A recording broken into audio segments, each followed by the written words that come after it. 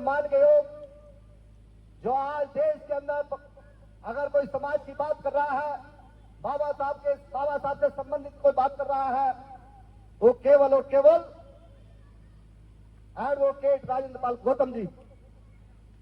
मैं उनका हृदय की गहराई से स्वागत करता हूं। हम लोग इनके पास गए, इनकी कोठी में गए, हम लोग पहले जाकर के बैठ गए, लेकिन जब इनको पता लगा कि वो लोग घर चले गए, ये अपने सारे कार्यक्रम रद्द करके आयरन फाइनल में आधा घंटा, ये दूर थे, काफी दूर थे, लेकिन आधे घंटे के अंदर अंदर ये हम अपनी कोठी में पहुंचे और हमारी बात को स्वीकार किया, हमारे निमंत्रण को स्वीकार किया। साथ में बीच प्रधान जी हमारे साथ गए हुए थे।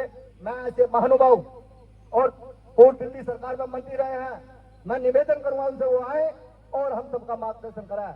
आदरणीय राजेंद्र पाल एडवोकेट और साहब अम्बेडकर की विद्वता की वजह से, उनके दिए संविधान की वजह से आई।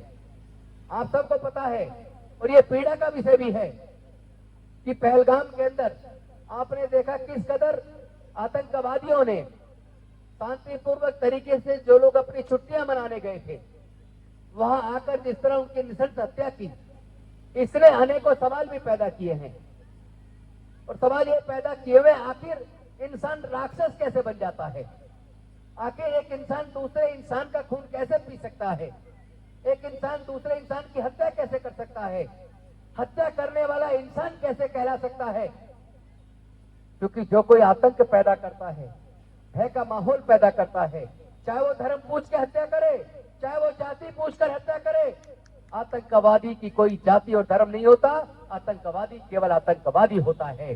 जो घड़ा छूने पर हत्या करता है, जो दलित को मूंछ रखने पर हत्या करता है, जो मंदिर के अंदर मूर्ति छूने पर हत्या करता है, जो घोड़ी पर बारात निकालने पर हमला करता है, जो दलितों को थूक चाटने पर मजबूर करता है, जो दलित आदिवासियों के ऊपर पेशाब करता है, वो भी आतंकवादी है। और जो धर्म पूछकर हत्या करता है, वो भी आतंकवादी है। दोनों देश के दुश्मन हैं, दोनों संविधान के दुश्मन हैं, दोनों देश के अंदर आतंक पैदा करते हैं। और भारत इतना कमजोर नहीं कि इस तरह के आतंकवादियों को पनपने दे। हम लोग मिलकर एकजुट होकर ऐसे आतंकवादियों को जवाब देंगे। मैं उम्मीद करता हूं भारत की सरकार से कि चाहे वो देश के अंदर बैठे हो, चाहे देश के बाहर बैठे हो, जिन आतंकवादियों ने पहलगाम के अंदर बेकसूर लोगों की हत्या की है, उनको और उनके आकाओं को हर कीमत पर सजा दिलवाने का काम भारत की सरकार करेगी। पूरा देश भारत की सरकार के, भारत की जांच एजेंसियों के और सेना के साथ खड़ा है। लेकिन साथ में दुख के साथ मैं आपके साथ शेयर करता हूं, 5 साल से ज्यादा हो गए जब पुलवामा के अंदर भारत के सैनिक एक जगह से दूसरे जगह बसों से जा रहे थे, और जहां चप्पे चप्पे पर गाड़ियों की जांच होती है, यहाँ तक कि सरकारी गाड़ियों की भी जांच होती है, वहां 350 किलो आरडीएक्स ले जाकर और आर्मी की उन बसों के साथ टकराकर हमारे सैनिकों की हत्या की गई। ये कैसे संभव हुआ? जहां चप्पे चप्पे पे गाड़ियों की जांच होती है, वहां आरडीएक्स पहुंचा कैसे? एक तो ये जांच का विषय, ये एक संदेह पैदा करता है कि उसका आज तक पता क्यों नहीं चला। और दूसरा तो किस बात का है कि 5 साल गुजर जाने के बावजूद पुलवामा के दोषी बरी हैं, खुलेआम घूम रहे हैं। हमारी सरकार 5 साल के अंदर, हमारी सक्षम सरकार और हमारी सक्षम जांच एजेंसियां आज तक ये नहीं पता लगा पाई कि वो दरिंदे कौन थे जिन्होंने पुलवामा के अंदर हमारी सैनिकों की नृशंस हत्या की। क्या इतनी कमजोर सरकार है हमारी? क्या हमारी जांच एजेंसियां इतनी कमजोर हो गई है? या इसके पीछे भी कोई साजिश है, कहीं सच्चाई सामने ना आ जाए? या इसके पीछे भी कोई राजनीति है? क्या देश में चुनाव जीतने के लिए इस तरह लोगों की हत्याएं करा जा सकती है, अपने सैनिकों की हत्याएं करा जा सकती है? ये जांच का विषय है। लेकिन जांच होगी कब? 5 साल से ज्यादा हो गए, अभी तक कुछ जांच का आता पता नहीं है। क्या इससे दुख पैदा नहीं होता? सरकार किसी की भी हो, इससे मतलब नहीं है किस पार्टी की सरकार है। पूरे देश जब सरकार के साथ खड़ा है, सरकार को ताकत दे रहा है, तो सरकार को चाहिए कि वो दरिंदों को सलाखों के पीछे लाए और उनको सजा सुनिश्चित कराए। मैं आज डॉक्टर बाबा साहेब अम्बेडकर के जन्म दिवस पर बोलना बहुत कुछ चाहता हूं, लेकिन मन में पीड़ा है। मन में पीड़ा इस बात को लेकर है कि आखिर बेकसूरों की हत्या कब तक होगी? कभी सैनिकों के ऊपर हमला हो जाता है, तो कभी सैलानियों के ऊपर हमला हो जाता है, और केवल रस्म अदायगी होती है जांच के नाम पर। अभी तक आउटकम नहीं आया। अभी तक पठानकोट का भी जांच का आता पता नहीं चला कि उसका रिजल्ट क्या हुआ। कौन लोग थे जिन्होंने वहां घुसपैठ की, कौन लोग थे जिन्होंने पुलवामा में हत्या की, कौन लोग हैं जिन्होंने पहलगाम में हत्या की। हत्या होती है, लेकिन उसे धर्म के चश्मे से देखना कि ये केवल राजनीतिक लोग कर सकते हैं। जिनको देश से प्यार है, जिनको मानवता से प्यार है, वो किसी भी कीमत पर वो धर्म की राजनीति नहीं करेंगे। ऐसे समय पर मिलजुल कर पूरे देश के साथ सब लोग एकजुट होकर आतंकवादियों के खिलाफ मजबूती के साथ आवाज बुलंद करेंगे। मैं उम्मीद करता हूँ डॉक्टर बाबा साहेब अम्बेडकर जी की जयंती पर सबको ये सीख लेनी चाहिए। जिस तरह दुनिया के अंदर नफरत बढ़ी है, आतंकवाद बढ़ा है, और खासतौर पर जिन देशों में कट्टरपन बढ़ा है वो देश तबाह हो गए हैं। चाहे वो पाकिस्तान हो, चाहे लेबनान हो, चाहे सीरिया हो, चाहे अफगानिस्तान हो, चाहे इराक हो, जिस देश में कट्टरपन धर्म के नाम पर बढ़ा है वो देश तबाह हो गए हैं। मैं आपको याद दिलाना चाहता हूँ, डॉक्टर बाबा साहेब अम्बेडकर जी ने 25 नवंबर 1949 को संविधान सभा के सामने कहा था कि जिस दिन भारत की सरकार और भारत के लोग धर्म को देश से ऊपर मान लेंगे, उस दिन देश अपनी आजादी खो देगा। आज देश के अंदर लोगों ने और सरकार ने भी कहीं ना कहीं धर्म को देश से ऊपर मान लिया है, संविधान से ऊपर मान लिया है। इसलिए आज हमारे देश की आजादी, हमारे लोगों की आजादी खतरे में पड़ गई है। इसलिए मैं आप सबसे आह्वान करना चाहता हूं, किसी भी कीमत पर ऐसे लोगों को सफल मत होने दो जो देश के ऊपर धर्म को माने और देश को तबाही के रास्ते पर ले जाए। ऐसे लोगों को भी हमें और आपको मिलकर जवाब देना पड़ेगा। हमारे देश के माननीय प्रधानमंत्री जी जब बाहर विदेश में जाते हैं तो कहते हैं कि मैं बुद्ध के देश से आया हूं, हमने दुनिया को युद्ध नहीं बुद्ध दिया है। और ये तो सच है, ये तो कड़वा सच है कि समता, स्वतंत्रता, बंधुता, न्याय, प्रज्ञाशील, करुणा और मैत्री का मार्ग पूरे दुनिया को शांति और मानवता का संदेश ये तथागत बुद्ध से मिला है।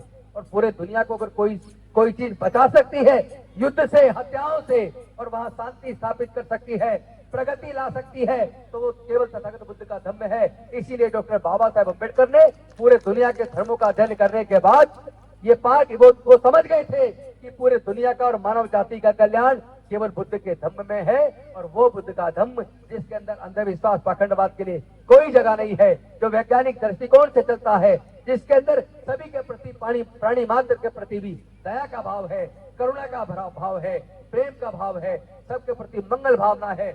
तो ऐसे में हम और आपको भी सबको संकल्प करना चाहिए कि हम और आप सब लोग बाबा साहेब की जयंती मना रहे हैं तो सच्ची जयंती तब होगी जो उनका अंतिम सपना था, मैं भारत को बौद्ध में करूंगा। हम उसको पूरा करें, हम उसको पूरा करें। कोई किसी भी धर्म को मानने वाला क्यों ना हो, जो अंधविश्वास, पाखंडवाद को त्याग दे, जो समता, स्वतंत्रता, बंधुता, न्याय, प्रज्ञाशील और करुणा के मार्ग पर आ जाए, जो वैज्ञानिक दृष्टिकोण अपना ले, अपने जीवन के फैसले सोच विचार के लेने लगे, किसी दूसरे को कष्ट ना पहुंचाए, किसी दूसरे की हकमारी ना करे, हर वो व्यक्ति मेरी नजर में बौद्ध है। मैं किसी भी प्रकार के धर्म परिवर्तन के खिलाफ हूँ, लेकिन जिनके पूर्वज बौद्ध थे वो लोग तो कम से कम अपने पूर्वजों की सांस्कृतिक विरासत में बुद्ध के धम्म में घरवापसी करें। आपको धर्म परिवर्तन नहीं करना, लेकिन आपके पूर्वज जिनके बौद्ध थे वो लोग घर वापसी करें, बुद्ध के धम्म में वापस आए और डॉक्टर बाबा साहेब अम्बेडकर जी के सपनों का भारत बनाए, जहाँ सबके प्रति मंगल भाव हो, सबके प्रति प्रेम हो, समता, स्वतंत्रता, बंधुता, न्याय, प्रज्ञाशील, करुणा और मैत्री हो। इसी से भारत आगे बढ़ेगा और इसी से दुनिया आगे बढ़ेगी। मैं आप सबको पुनः डॉक्टर बाबा साहेब अम्बेडकर जी की जयंती की अपार शुभकामनाएं देता हूं और आप सबके प्रति करुणा भाव रखता हूं। आप इसी प्रकार खुश रहें, स्वस्थ रहें, आपके बच्चे तरक्की करें और नशे से दूर रहें। क्योंकि मैं लगातार सुबह से बोल रहा हूं, एक ही बात बार बार रिपीट नहीं कर सकता। कुछ बातें पिछली बार बोली तो जो लोग बैठे हैं जिन्होंने सुना होगा, मैंने कहा कुछ उससे हटके बोलना चाहिए, इसलिए मैंने आज कुछ हटके बोला है। बस इस उम्मीद के साथ कि आप लोग सच्चे डॉक्टर बाबा साहेब अम्बेडकर के अगर सिपाही हैं तो कम से कम उनकी मूर्ति पे माला और उनके विचारों पे ताला लगाने का काम ना करें, बल्कि अपनी आचरण में बाबा साहेब के विचार को आत्मसात करें। इसी से भारत आगे बढ़ेगा, इसी से हमारा और आपका समाज भी आगे बढ़ेगा। बहुत बहुत धन्यवाद, आप सब ने मुझे बुलाया, स्वागत किया, मैं आपका भी आभार व्यक्त करता हूँ। Thank you very much. नमो बुद्धाय, जय भीम, जय भारत, जय संविधान, जोहार। धन्यवाद मंत्री जी का। हमारे चैनल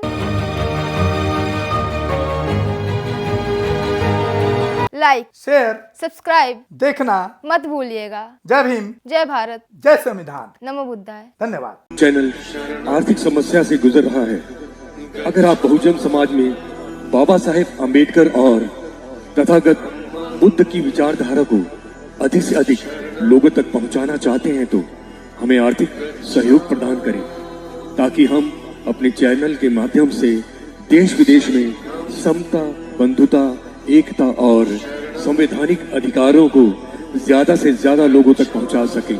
आप अपनी सहायता राशि नीचे लिखे खाते में जमा करा सकते हैं। खाता धारक गौतम रत्ना, खाता संख्या 3169576865 IFSC कोड SBIN 0060336, बैंक भारतीय स्टेट बैंक। आप हमारे बैंक खाते का विवरण स्क्रीन पर भी देख सकते हैं। जय भीम, जय भीम। मैं गौतम रत्ना गौतम फिल्म्स प्रोडक्शन में आपका स्वागत करता हूं। आप हमारे प्रोडक्शन हाउस के अंदर अपना कैरियर बना सकते हैं as a film director, as a producer and actor and actress and editor and cinematographer also. अगर आपको फिल्म से रिलेटेड कुछ भी प्रोजेक्ट आपको बनवाना है तो हमारे पास में पूरा सेटअप है, जिसमें फिल्म कैमरा है, शूटिंग लाइट्स है और एडिटिंग है। सारा A to Z एक ही जगह पर आपको हमारे यहाँ पर मिल जाएगा। तो दोस्तों, आप हमें कांटेक्ट कर सकते हैं हमारे नंबर्स पर 9810085714